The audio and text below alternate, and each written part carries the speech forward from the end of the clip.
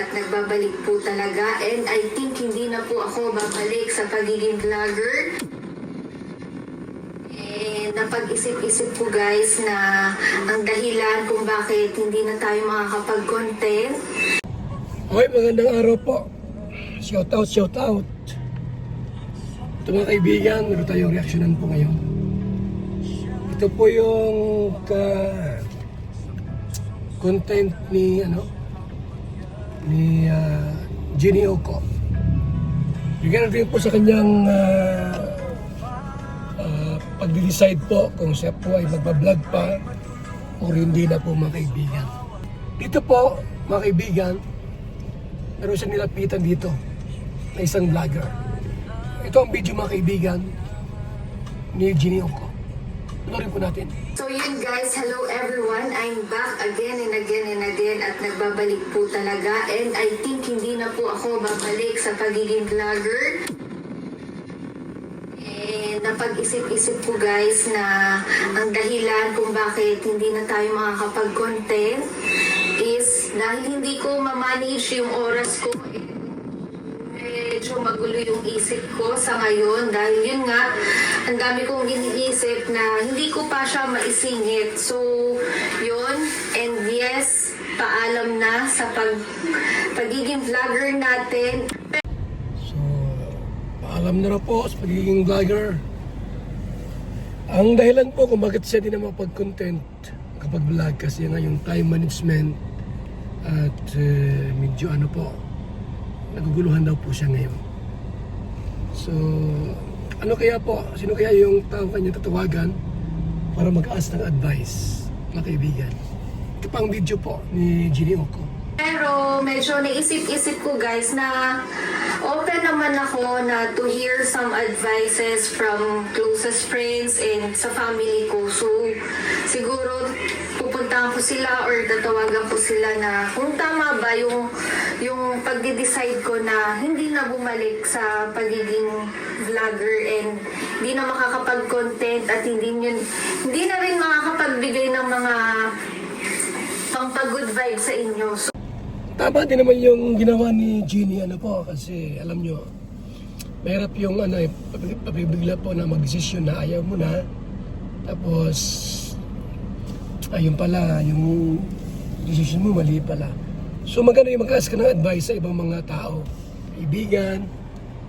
Dahil nga po siyempre napamahal ka na sa pag-vlog.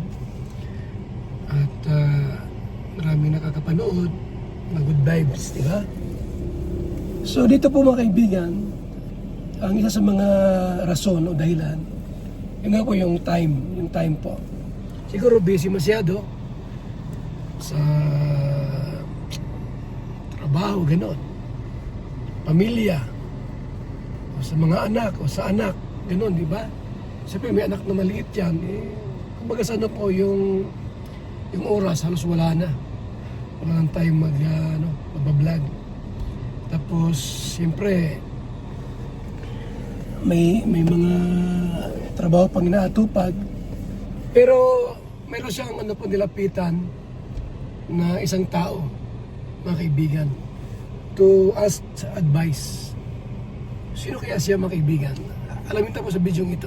So yun guys, siguro magpapaalam na muna tayo na titigil na sa pagko-content ko. So yun lang. Yun is ang isa sa tatawagan natin na malapit sa puso ko is ang best friend ni Boss D na si Papa Joms. So tawagan natin and sana hindi tayo maka-istorbo sa kanya. Bibiglain natin siya. Talagang instant talaga natin. On the spot natin siyang hihingi tayo ng advice.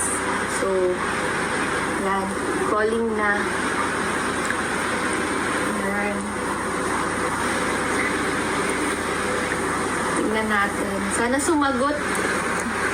Hello, Joms! Oh, Jam! Yun. Pwede bang maistorbo kita? Sige lang.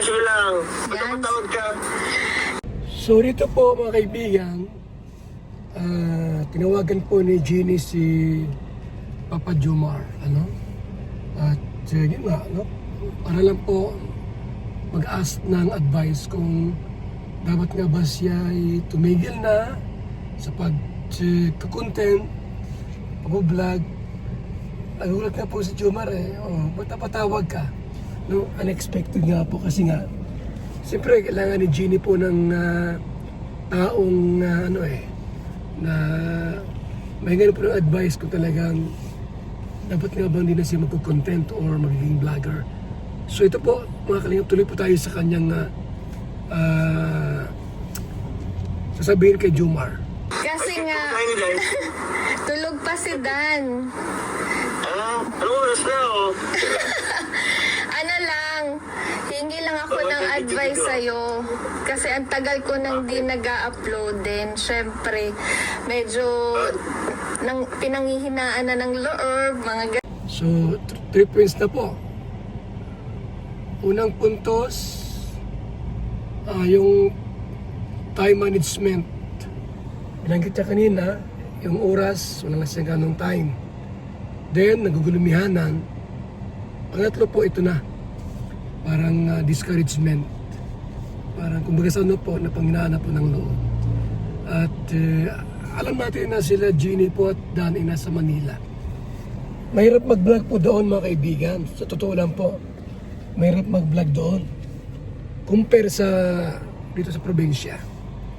Kasi doon po medyo yung schedule, yung tao, pabilisan doon, traffic, sobrang init, tapos mahirap maghanap ng ibang vlog.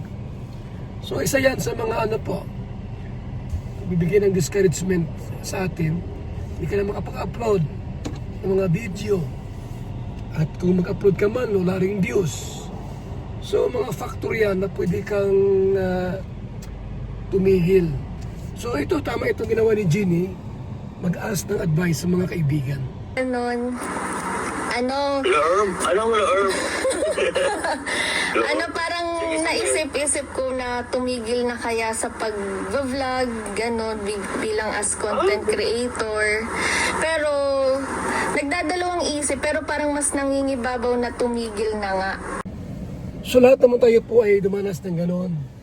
Discouragement, emotional problem, para bagang ang hirap ng mag-vlog, mag-content.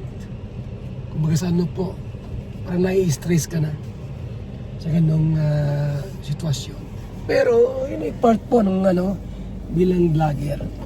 Lahat ay dumanas naman ng ganun. Ako nga, dumanas po ako ng ganun. Parang ayaw ko na mag-vlog, ayaw ko na lumabas kasi parang ang pagod. Tapos pag mag-upload ka, ang manonood ilan-ilan lang, wala pang palipad, wala pang mga tulong na mga sa charity. Normal po yan. Pero kung ikaw ay talagang passion mo talaga na mag-vlog, mag-charity, tumulong, yan, ma-overcome mo yan. Hindi mo yung papansinin. Lahat tayo ay dumanas ng ganon. Struggle sa pag-vlog, mga kaibigan. Ikaw, syempre, bilang ikaw as vlogger, matagal ka na sa ganitong industry. So, gusto ko sanang humingi ng advice sa'yo. Syempre, ang dami mo na rin pinagdaanan bilang pagiging vlogger, di ba? Positive, negative. Oo. So, yun. Dapat Hingi pinagdadaan lang. mo yung Jenny bro. Di naman, wala naman yung parang pinagdadaanan. Parang, magulo lang na Pero, may konting, minsan tinatamad or what, minsan, yun nga, may mga ganong ganun talaga yan. Oo. Ang ko lang din sa'yo kasi yung mga vibe mo, sa namin kasi yan. Oo. Sa akin lang, tuloy lang. So may 4 na factor na po ang nangyari, no? Binanggit ni Jeannie sa vlog, sa video ito. Ito pang 4 po, parang tinatabad na po siya. Ano yung una po, mga kaibigan? Time management, wala ng time, wala ng panahon. Siyempre may mga anak po yan, may pamilya. Then nagugulumihanan, discouragement. At ito nga po, no, mga kaibigan, parang tinatabad na rin po siya. 4 na po yan. Yan ang very powerful yan. Pagka in-entertain mo po yan yung mga bagay na yan. Talagang pwede kang tumigil sa pagka-vlog nyo po. Pagka talagang wala kang lapitang mag-advise sa'yo. Kasi yan negative toast yan . na pwedeng magiging hadlang na magpatuloy ka sa vlogging. So, ang sabi ni Jomar, sige lang, tuloy ka lang, diretso lang. Huwag kang manghinawa, magsawang mag-content, mag-vlog. Parang ganun po, no? Diretso ka lang, tuloy ka lang. Kung nasa puso mo rin talaga yung pagbablog, feeling ko naman, ikaw ba okay ka ba sa pagbablog? Sa akin naman, okay naman. Kumbaga, ang pinanghihinaan kasi ako ng loob, yung parang, yun nga, ang tagal kong hindi nakapag-upload, yung parang, naano ako sa, yung mga ganun lang, pero hindi naman yung totally masyadong affected na ano. So ayun ha, mga kaibigan. Anong sabi ni Jeannie? Matagal na siya hindi nakapag-upload. Ibig sabihin po, isa yan sa mga dahilan kung bakit parang ayaw niya na mag-content o gumawa ng content. Kasi kumbaga sa ano po, anong i-content ko? Anong i-upload ko? So, oo nga po talaga. Yan ang isa sa mga struggle natin eh. Anong pwedeng i-upload sa channel ko? So, mahirap talaga yun kung hindi mo alam kung ano ang gusto mong i-content sa channel mo. Kung ikaw ay kalingap vlogger, dalawa lang yan. Charity or reaction video. Walang iba po. Ang pwede mong i-content, i-upload sa channel mo. Pagcha-charity or paggawa ng reaction video. Tulad ko po, mga kaibigan, ang content ko ngayon, mix, reaction and charity. Mix po. Like ni Jeannie, mahusay siya magsalita. Ba't ayaw niya mag-reaction? Yung mga issues ngayon ng mga lumalabas, reaction niya kahit 10 minutes. At least yung kanyang channel po ay everyday may upload. Kahit isa, dalawa, mas maganda 3, 4 no? Para yung algo ay tumaas. So, ilang gawin mo? Mahirap mag-charity dyan, mahirap mag-content, mas maganda mag-reaction po kayo. Yan ang advice ko kay Jeannie. Na mag-reaction siya para yung kanyang channel po ay muling mabuhay. Nagpa-Manila ka rin kasi. Oo. So, Hindi ko lang ma-manage yung time. Sabi ni Jomar, kasi nasa Manila ka kasi, Manila ka kasi, di ba? Talagang mahirap sa Manila. Alam na tayo, hindi ka pag-anong sanay dyan. Yung pakabisado yung Manila. So, mahirap mag-charity dyan. Mahirap mag-charity sa Manila. Ang gawin ni Jeannie, even si Dan, reaction. Yung mga issues, mga upload ni Kalinga Prab, upload namin, gawan niya ng reaction. Try niya po. 2 lang. Kahit mga 8 minutes, 10 minutes, pwede na yun. No? Opinion niya. Ganun. Sa issue. Maganda yun para yung kanyang channel muling mabuhay. Try mo po yan kay Jeannie, no? Jenny, I mean, siguro, hanap ka lang ng motivation para sa'yo. Okay. Lang yan, kumbaga, kasama yan sa pinagdadaanan mo. Part siya sa ganong Part siya. Pero ikaw, tatanungin kita, na ano mo rin to, napagdaanan mo rin to, yung parang ganito rin yung katulad ng nararamdaman ko, kung titigil or yung mga ganon. Sumagi rin sa isip mo yung mga ganon. Madaming beses na. Kasi minsan yung iba makakabasa ka ng mga negative comments. Kasi yan nakakaano eh. Pero, yun nga, wag mong isipin yung mga isasabi nila. Kasi, hindi ka naman nila nakikita yung mga sakripisyo mo, yung love mo sa family mo. Kaya, kumbaga, hayaan mo lang sila kasi, lang nila yan. Siguro wala silang ginagawa. Pwede lang silang magandang buhay ng ibang tao. Pero, kumbaga, part na kasi siya kasama na talaga siya sa pinasok nating Hindi na natin siya makokontrol. Oo, hindi na yun mawawala dyan. Kumbaga yan yung, The fact na- sabi nga nung iba, parang yan yung taga-balance ng ano eh. Ng... Sometimes ano rin kasi yan eh, reminder mo din yan minsan dyan ka rin magre-reflect. Di ba mayroong mga constructive criticism? Oo. Di ba? Hindi po, okay, ganito pala nakita nila sa akin. So, sometimes, okay, siguro nga kailangan ko din baguhin ng konti yung sarili ko. Not for them, pero para din naman yun sa'yo. Parang ganun. Kumbaga may mga bashing din na may mga totoo din silang, totoo rin yung nasasabi Oo. talaga nila. Oo, Kumbaga oo. tayong Minsan sarili concern lang din sila. Oo. Minsan parang, hindi naman siya totally bash, pero concern lang din naman Oo. sila sa'yo. Meron kasi mga ganun eh. Nasa sa Ayaw pa atin rin na naman lang ito. kung paano natin siya iintindihin. Kaya ano, oo, Okay. itindihin, kung gagawing motivation. Oo. Nasa sa atin na rin kung paano natin tatanggapin yung mga ganong ano. Yun. So yun, thanks Joms. Kasi isa ka talaga sa hiningan ko ng ganito. Syempre, alam ko naman na madami ka rin napag-daanan sa mga ganitong bagay. Kaya gusto ko rin maging ma-inspire sa story mo, sa nangyayari before sa'yo. Yes. Pamanila na kayo. Yung buhay ko. Ha? Ayos lang. Actually, meron na kami ribbon cutting ngayon. Wow. Oh. Oo, Kailan? kinuha ko lang yung ngayong oras. Ngayong araw. Wow, Okay, ako congrats. si welcome. Ito si Carl. Ayan si Carl. Ano na? What's up, Namimiss na namin kayo. Oo pala. Sorry. dito. Oh, Umuwi na kayo dito or pupunta kami dyan? pupunta kayo dito. Pupunta kayo dito? Hindi, pumunta kayo dito. I-experience niyo yung ginagawa ni Dan.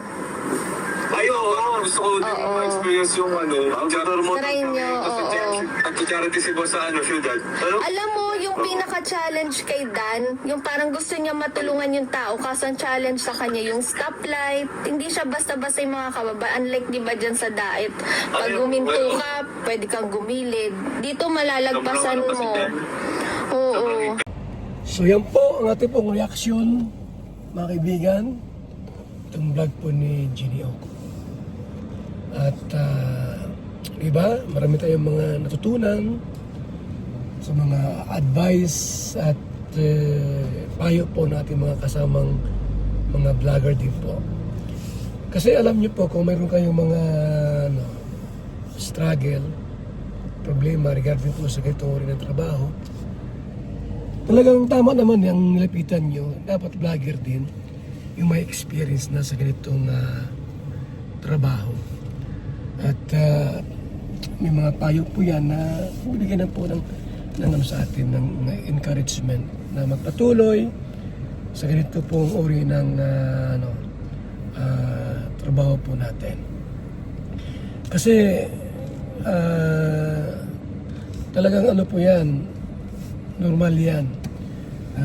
Dumarating po sa atin ang kapanghinaan, ang mga ganitong emosyon, nararamdaman, kapanghinaan, dahil nga po sa mga kaganapan everyday.